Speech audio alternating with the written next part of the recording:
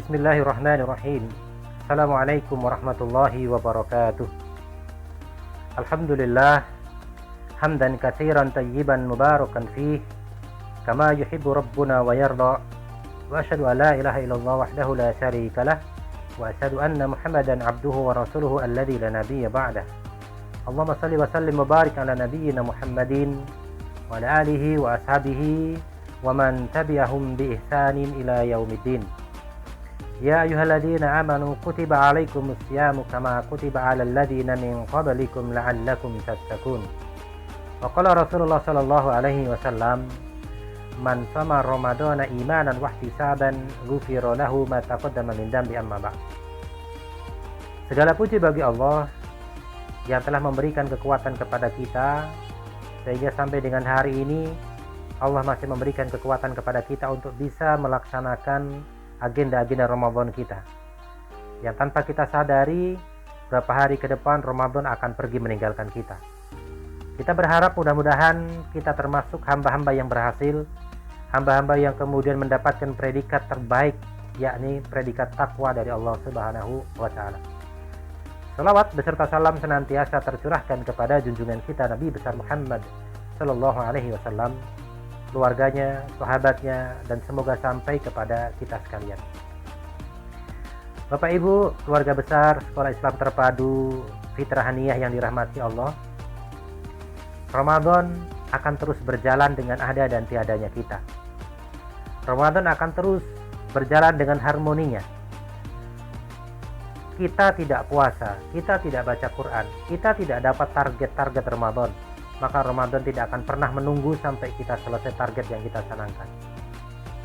Maka beruntunglah mereka yang setiap detiknya menjadi poin-poin kebaikan di bulan Ramadan ini.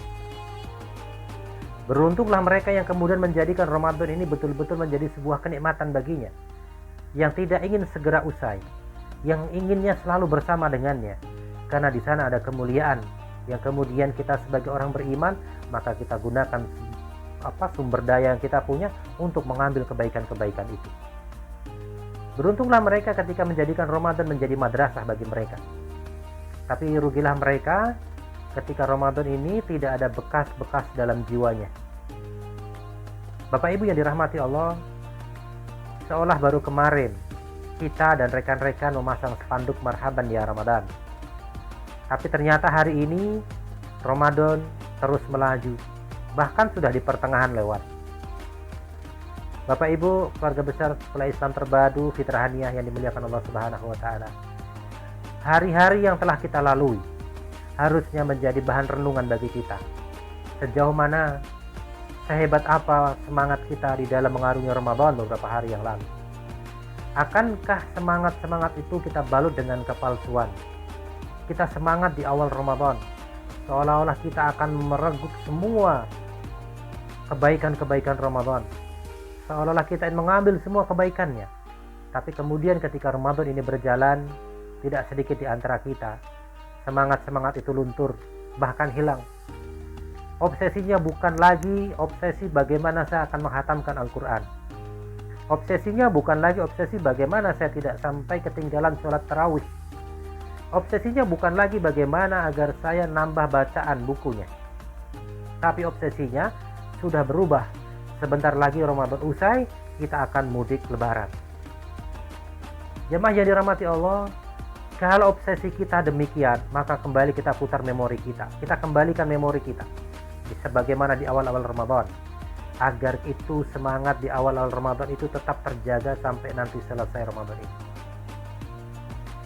Bapak Ibu rahmati Allah, kalaulah Ramadan ini tidak menjadikan kita semakin takwa kepada Allah, maka menunggu kapan lagi kita akan semangat dalam beribadah? Kalaulah Ramadan ini tidak menjadikan kita rajin membaca Al-Quran, maka kemudian menunggu kapan lagi kita mau rajin membaca Al-Quran? Jadi Bapak Ibu yang dirahmati Allah, kita ketika diberikan jamuan yang begitu luar biasa, tidak bisa memanfaatkan sebaik-baiknya, maka kita termasuk orang-orang yang rugi. Maka dari itu, ada beberapa hal sebagai bekal kita dalam menyelesaikan Ramadan ini, agar Ramadan kita ini betul-betul bermakna dalam kehidupan kita. Yang pertama adalah bekal iman. Kita menatap Ramadan ini bukan hanya sebagai rutinitas tahunan, tapi kita menatap Ramadan dengan cahaya keimanan. Kita meyakini bahwa Ramadan ini adalah bulan di mana kita bisa melakukan akselerasi ibadah. Kalau umat-umat terdahulu umurnya panjang, mereka bisa beribadah sebanyak mungkin. Kita umat yang umurnya pendek, tapi kita memiliki beberapa momentum yang kemudian dengan itu ketika kita bisa memaksimalkan, kita akan menjadi pribadi-pribadi yang berhasil. Yakni malam Lailatul Qadar misalkan. Kebaikannya seperti 83 tahun 4 bulan. Kalau tahun ini kita mendapatkan Lailatul Qadar, maka tahun depan mendapatkan lagi, maka berapa banyak kebaikan yang sudah kita dapatkan. Orang beriman menatap Ramadan menjadi sebuah kenikmatan. Tidak ingin lepas darinya, seolah-olah ingin terus bersama Ramadan, tidak ingin berpisah dengannya. Karena dia paham betul di bulan inilah Allah menggugurkan dosa-dosa kita. Di bulan inilah kita dibersihkan semuanya dari dosa. Dan di bulan inilah saatnya kita mereguk sebanyak-banyaknya pahala-pahala dari Allah Subhanahu wa taala. Kalau kita memahami Ramadan hanya seperti rutinitas tahunan, apa bedanya kita dengan orang-orang non-muslim yang mereka memandang Ramadan dengan tatapan ekonomi. Ramadan datang, dagangan laris, bisa jualan ini dan itu dan sebagainya. Maka orang beriman tidak demikian cara pandangnya. Cara pandangnya adalah Ramadan harus kita jadikan, kita maksimalkan dalam mengisi di dalamnya. Karena ini adalah momentum terbaik yang Allah berikan kepada hamba-hambanya. Maka kemudian ayatnya pun khusus. Ya ayyuhalladzina amanu. Hanya orang-orang beriman, orang-orang yang jujur keimanannya, orang-orang yang kuat keimanannya, maka mereka akan mampu menyelesaikan Ramadan dengan sebaik-baiknya. Lelah, haus, capek, beliau nikmati. Kenapa? Karena ini bagian dari tarbiyah Allah kepada kita. Allah akan mengajarkan kepada kita tentang kepedulian. Allah mengajarkan kepada kita tentang kesabaran. Allah mengajarkan kepada kita untuk apa? Untuk mengendalikan nafsu-nafsu kita. Ada sebuah buku menarik yang berjudul Keimanan itu mampu membangkitkan kekuatan terpendam. Dengan iman, orang bisa melakukan suatu hal yang dianggap tidak mungkin oleh orang lain. Dengan dorongan iman, orang bisa melakukan sesuatu yang seolah-olah ini nggak mungkin dilakukan, tapi bisa. Dengan iman bisa menjadikan seorang pengecut menjadi seorang kesatria. Dengan iman menjadikan seorang yang tadinya penakut menjadi pemberani. Lihatlah keluarga Ammar bin Yasir. Dengan iman yang kuat, mereka bertiga, Ammar bin Yasir, ayahnya, kemudian ibundanya, mereka disiksa hanya karena masuk Islam.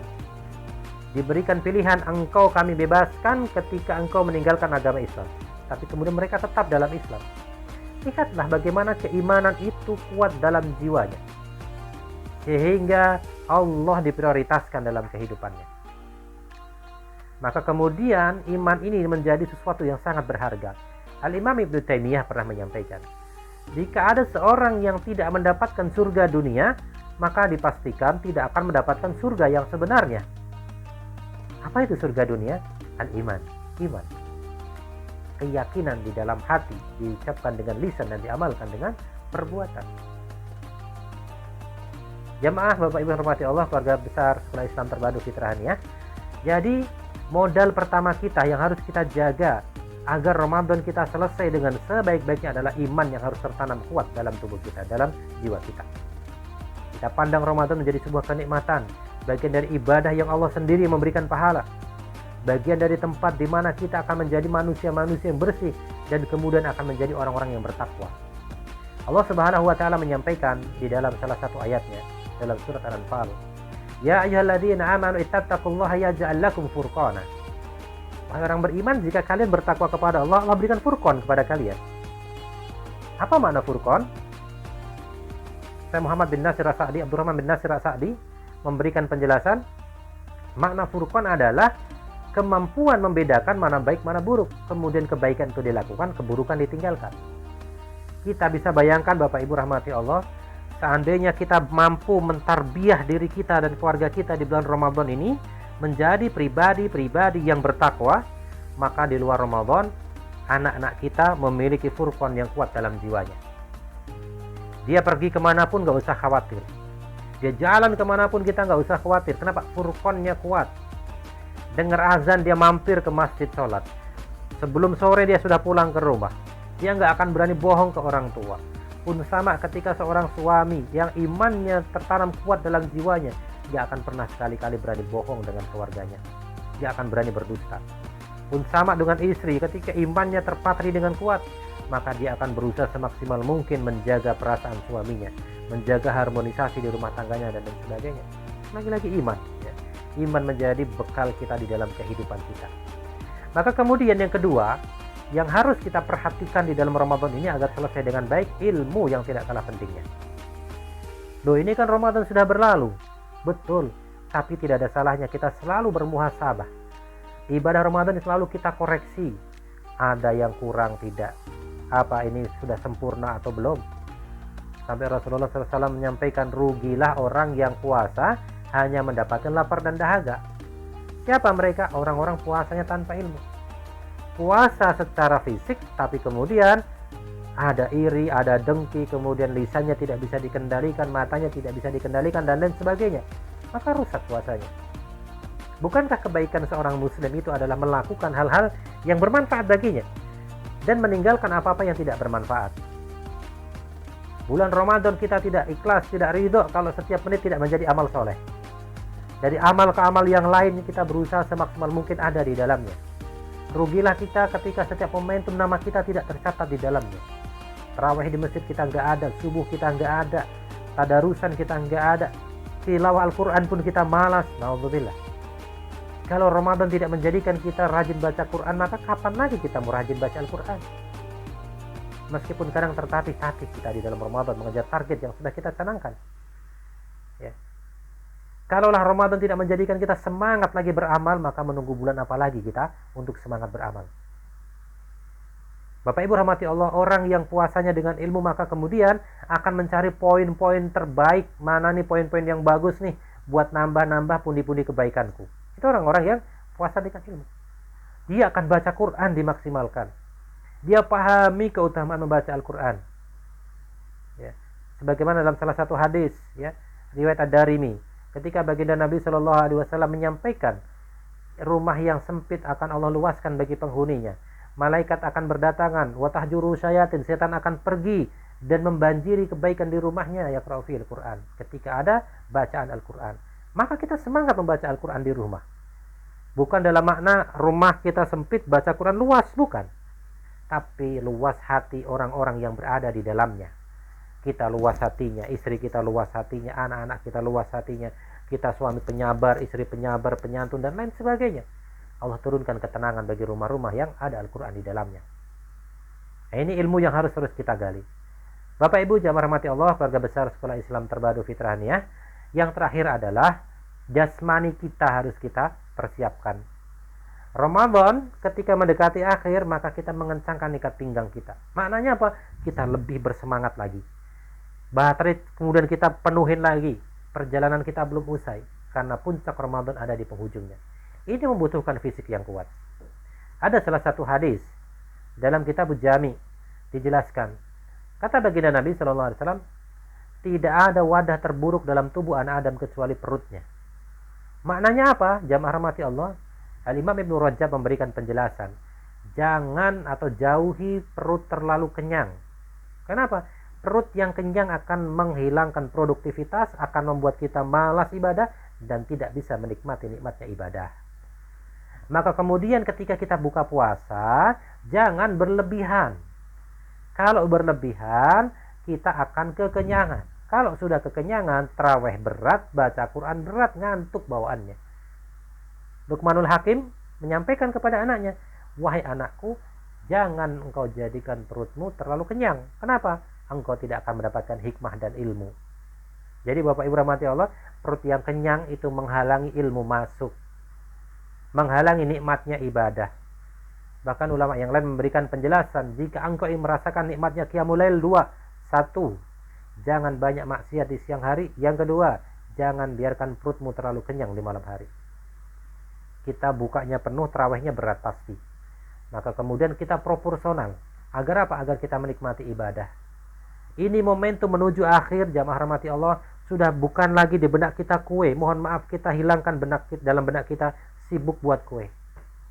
Kalau perlu ibu-ibu yang repot masak, yuk untuk 10 hari terakhir, kesibukan masaknya dikurangi. Kita berbagi rezeki dengan orang lain. Kita fokus ibadah, kejar tilawah Quran kita, kejar zikir kita, kejar ibadah-ibadah yang lain kita. Agar apa? Agar di penghujung Ramadan ini nampak mujahadah kita, nampak kesungguhan kita di hadapan Allah Subhanahu wa taala. Jangan malah kendor. Tarawih enggak berangkat alasan sibuk bikin kue. Bapaknya sibuk nyervis mobil sampai lupa baca Al-Qur'an persiapan mudik. Bapak Ibu rahmati Allah, wallahi demi Allah, Ramadan adalah momentum yang sangat berharga. Maka jangan sia-siakan momentum ini dengan perbuatan-perbuatan yang tidak menambah poin-poin kebaikan kita. Mudah-mudahan Allah Subhanahu wa taala memberikan kemudahan kepada kita untuk menyelesaikan Ramadan dengan sebaik-baiknya. Mohon maaf atas segala kekurangan. Ada lebihnya dari Allah Subhanahu wa taala, ada kurangnya dari saya pribadi. Hadanallahu wa iyyakum ajma'in. Assalamualaikum warahmatullahi wabarakatuh.